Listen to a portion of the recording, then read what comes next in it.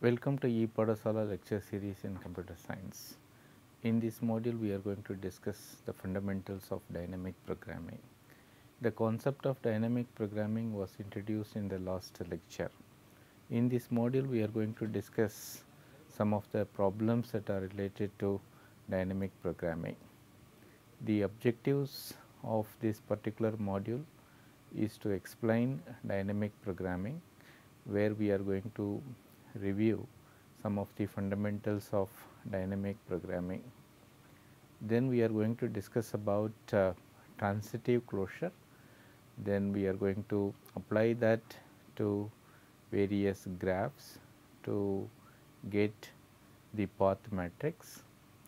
Then we are going to discuss one related algorithm for finding the all pair shortest path algorithm. These are the objectives of this particular module. We will just start reviewing the concept of dynamic programming. Recollect that last module we introduced the concept of dynamic programming. Dynamic programming is a design technique which we had seen already, and it is useful for solving problems that involve sequential decisions. There are certain problems where sequential decisions are to be made. For those optimization problems, the dynamic programming is very effective. So, I was telling you that primarily the objective of dynamic programming is to solve optimization problems where you have objective functions like maximization or minimization. You have some constraints, and you will encounter these sort of problems in computer science domains such as scheduling, string editing, packaging, and inventory management. For solving these problems, dynamic programming is normally applied. What is the idea of dynamic programming? So, remember last class I was talking about dynamic programming, where I said in dynamic programming we will take the problem and then we will try to divide that problem into number of smaller problems.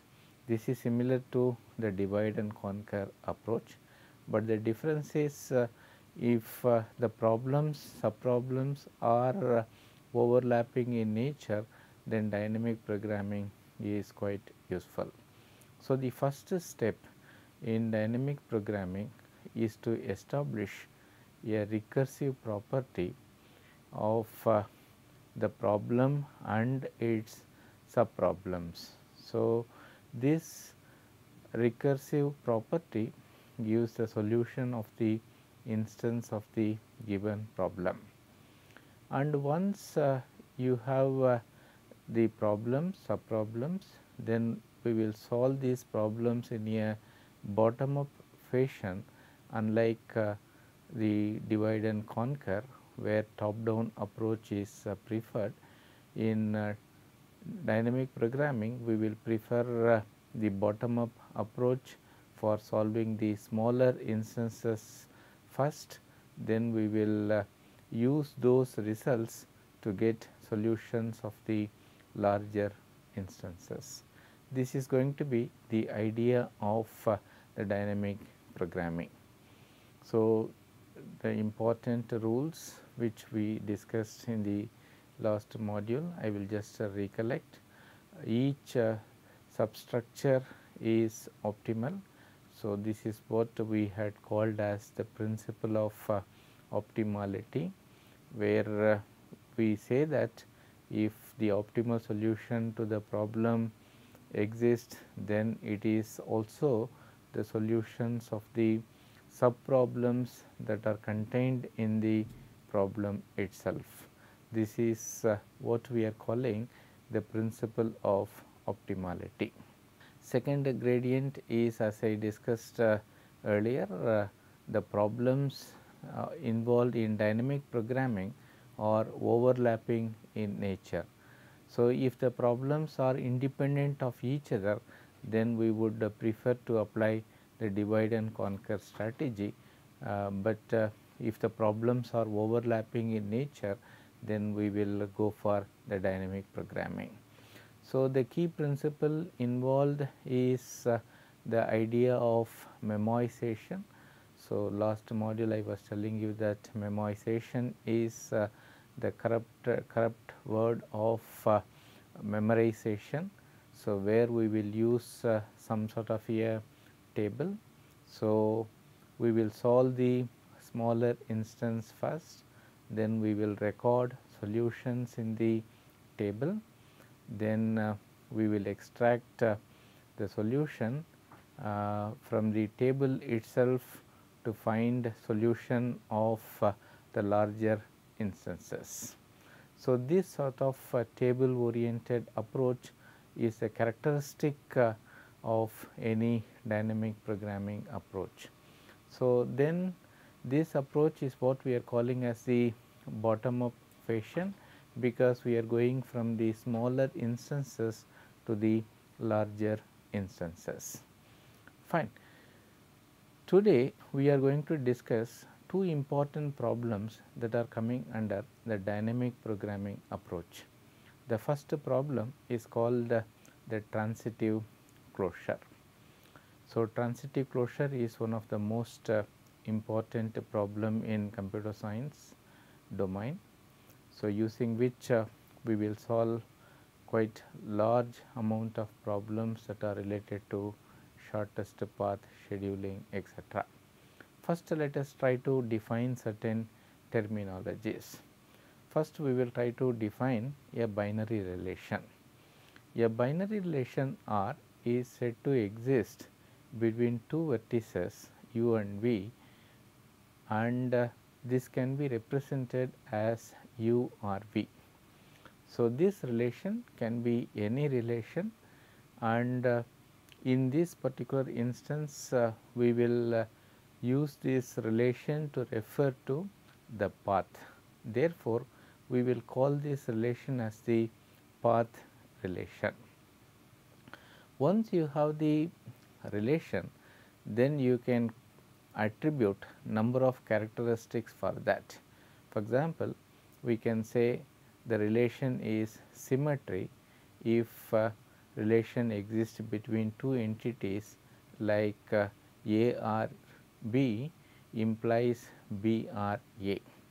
So, you have lots of properties of relations, and out of that we are going to discuss the most important property called the transitive property. That is, if there is a binary relation between two vertices u and v, and if there is a binary relation between v and w, then there exists a relation between u and w. This kind of relation is what we are calling as the transitive relation. This is what graphically illustrated in this particular slide. So, you can see that if there is a relation exists between u and v, which is denoted by the directed edge between vertices u and v, and there is a relation between v and w, implies that there is a relation between u and w. Why we are interested in transitive closure? What is the reason for that? The reason is that the adjacency matrix of this transitive relation is what we are calling as connectivity matrix or path matrix. What is the use of connectivity?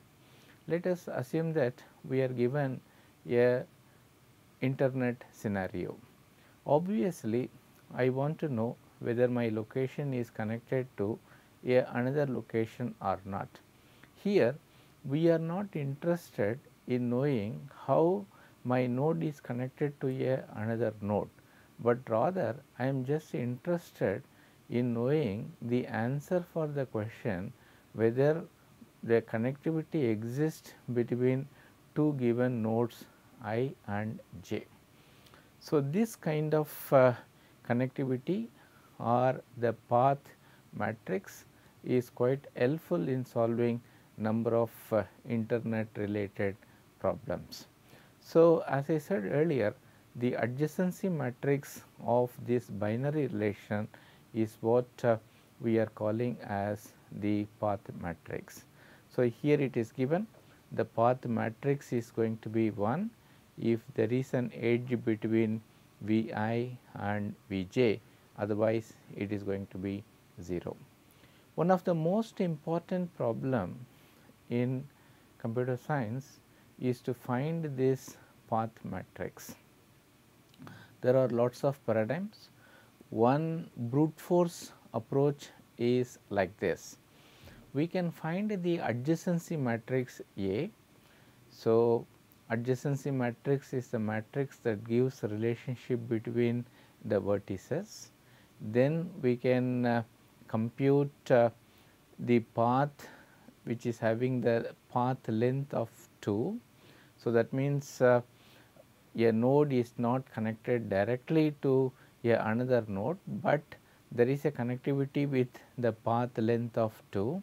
Similarly, the matrix having path length of 3. So, like that we have the path length of n. So, in other words, we can compute these matrices, and when we add everything we get another matrix called B, and once we have the matrix B, then we can easily generate the path matrix. So, the path matrix is it is going to be 1 if the ith jth entry of the matrix is not going to be 0, otherwise it is going to be 0.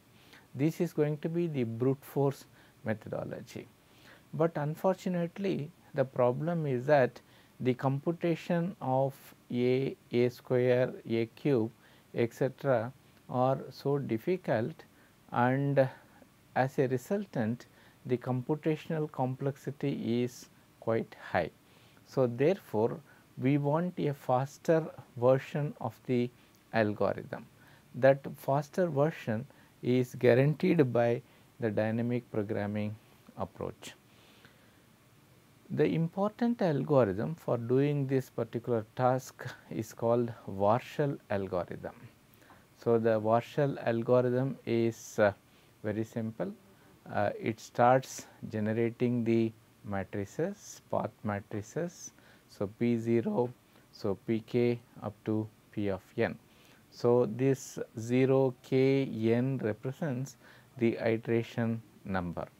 So, when we end this process, so we have I j is equal to 1, means there exists the trivial path from I to j with only the k vertices are allowed as the intermediate. That means, from 1 to k nodes are used as a intermediate nodes to compute this p k I of I comma j. So, P of 0 is nothing but the adjacency matrix. So, the logic is very simple. We will keep on making a node active at a time.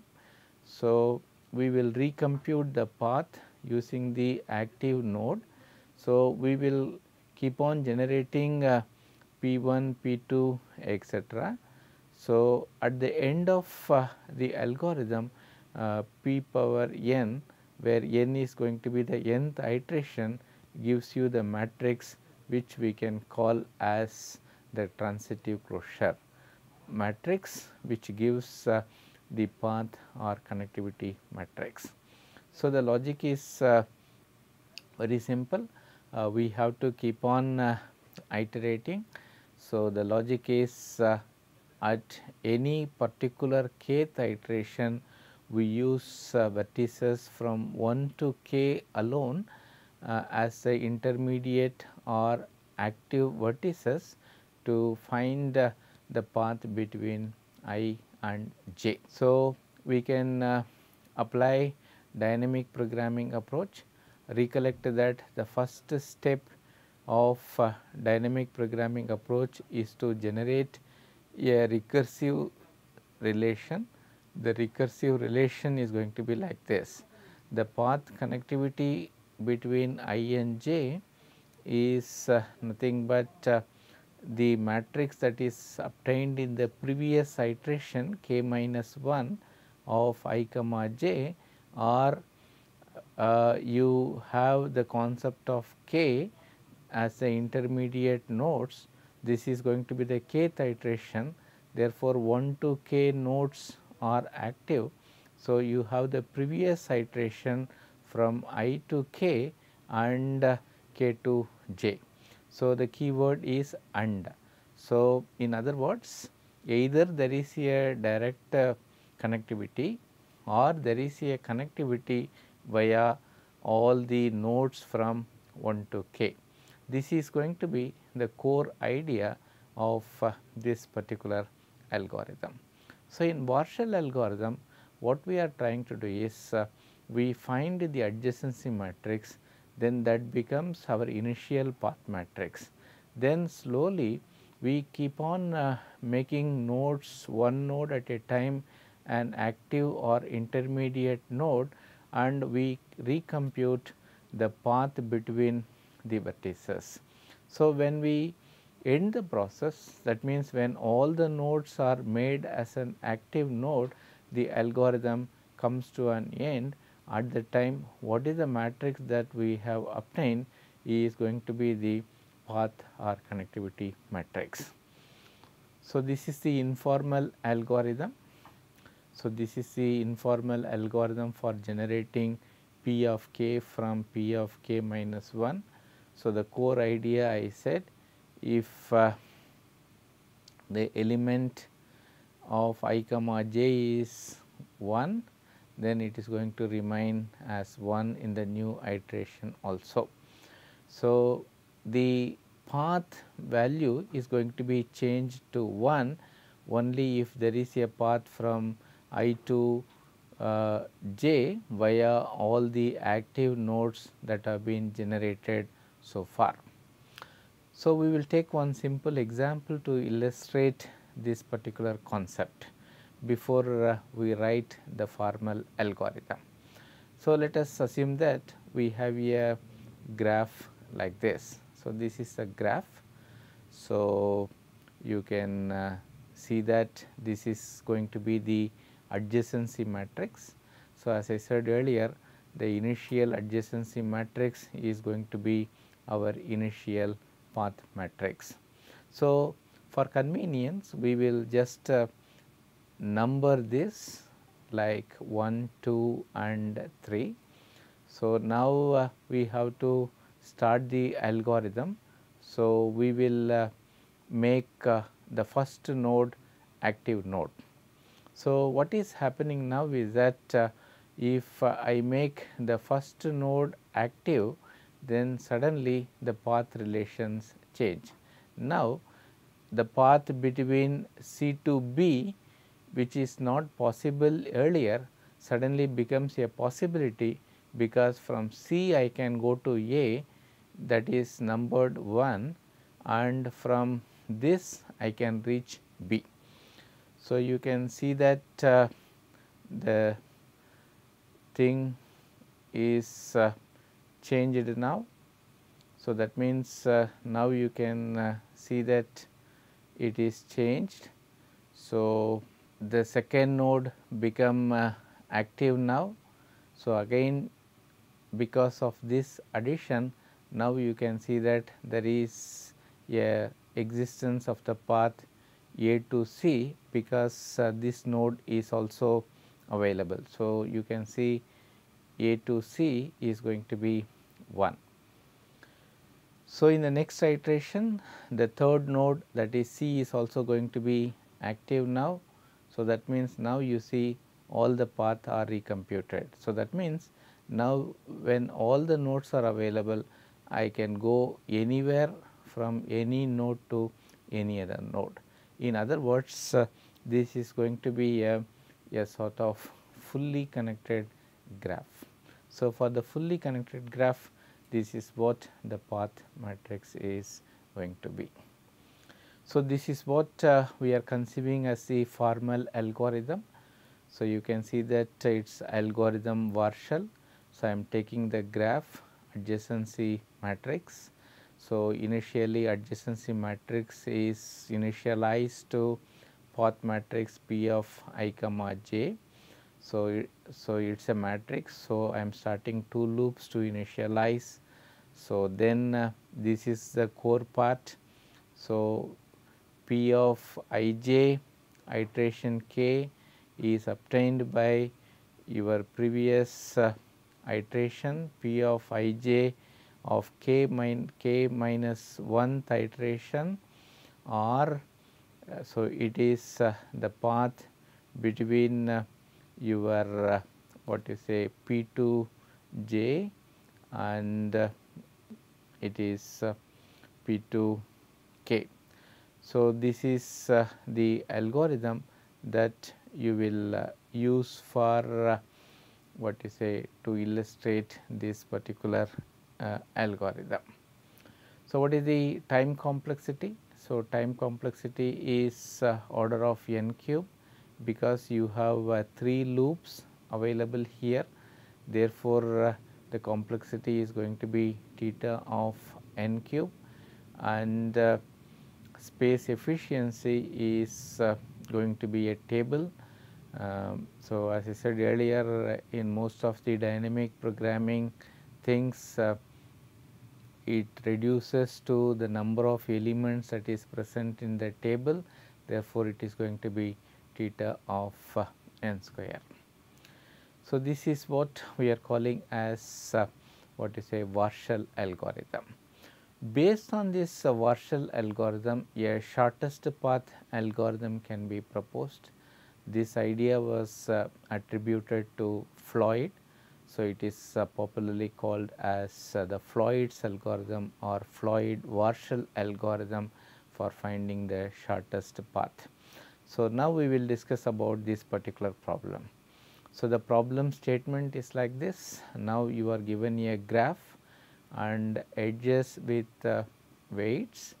So, now the logic is can we apply the transitive closure and can we find the shortest path for this particular thing.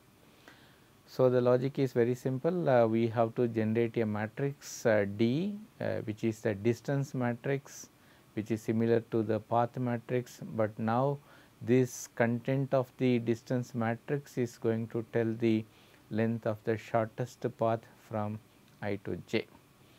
So, this algorithm is called Floyd's algorithm, which is having one restriction, that is no negative edge is allowed. Why? Fine, this is a small example of a graph where the negative edge minus 2 is there. Say for example, if I want to go from 0 to 2 means fine, I can go like this. So, 0 to 1 it is minus 2, then plus 1 it is minus 1, therefore, this is more effective. Again I will go. So, again you see this results in a sort of a loop. So, that means you can see that in the next iteration it becomes minus 3. So, it keeps on going up to minus infinity. So, this puts a block on the path deduction between 0 to 2. Therefore, we are putting a restriction saying that all the edges should be only positive. Fine, how to find the shortest path? Probably you can recollect in the greedy method we discussed one algorithm called a Dijkstra's algorithm. So, we can use that, but the problem is Dijkstra's algorithm will find the shortest path between source and destination only. But in this problem we want to find the shortest path between any node to any other node. Therefore, the objective of this module is called the all pair shortest path algorithm. So, the solution is very simple. Go for a transitive closure idea. So, you try to initialize with the adjacency matrix, then if the edge is not there, give you a large number, otherwise you just give the weight, and at every iteration you keep on refining. The idea is very simple. At every stage you try to find the shortest path between nodes by comparing the direct path and the indirect path via the intermediate nodes. So, the minimum is going to be entered into the what you say matrix. So, you can recollect the similarity between this and the transitive closure. So, you can see the kth iteration where the values are obtained by taking the minimum of the previous iteration and between your I to k and k to j. This is the core idea of the Floyd's algorithm. So, the logic is very simple. Initialize your distance matrix, then you keep on iterate this. This is the idea. So, this is example of this particular problem. So, now you see this is the adjacency matrix. So, initially this adjacency matrix is said as your distance matrix D0. So, now like a transitive closure, so now you are going to make the node 1 as active. So, you can see D0 is going to be your adjacency matrix. So, now vertex 1 is made as a intermediate node. Now, you can see that the path between 3 to 2 is now refined, because now you can see that the path between 3 to 2 is getting now can use 1. So, it is getting refined now. So, in the next iteration 1 comma 2 is made the intermediate nodes. So, that means now the path between 1 to 3 can come via 1 to 2 and 2 to 3. So, that means it is going to be 6 now. So, in the next iteration vertex 3 is going to be made as intermediate nodes, and you can see that now from 1 to 3 can make use of what you say nodes 1. So, that means now you can come to a conclusion that this is what the final iteration is. Therefore, you say that this is the final matrix which gives the shortest path between any vertex and any other vertex. So, this is the formal algorithm. So, you can see that here we are trying to initialize. So, here we are trying to refine at every iteration stage. The complexity fine, it is going to be theta of n cube, and space efficiency is going to be theta of n square. In summary, we can say that transitive closure indicates the connectivity in a graph. Warshall algorithm is used to find the transitive closure of a graph, so which is very effective, and Floyd's algorithm can be used to find the shortest path in a graph effectively. The difference between the Floyd's algorithm and the earlier algorithm Dijkstra, which we had seen as part of greedy approach, is that this is a all pairs algorithm which finds the shortest path from any node to any other node. Thank you very much. Next module we will see couple of more examples of dynamic approach. Thank you.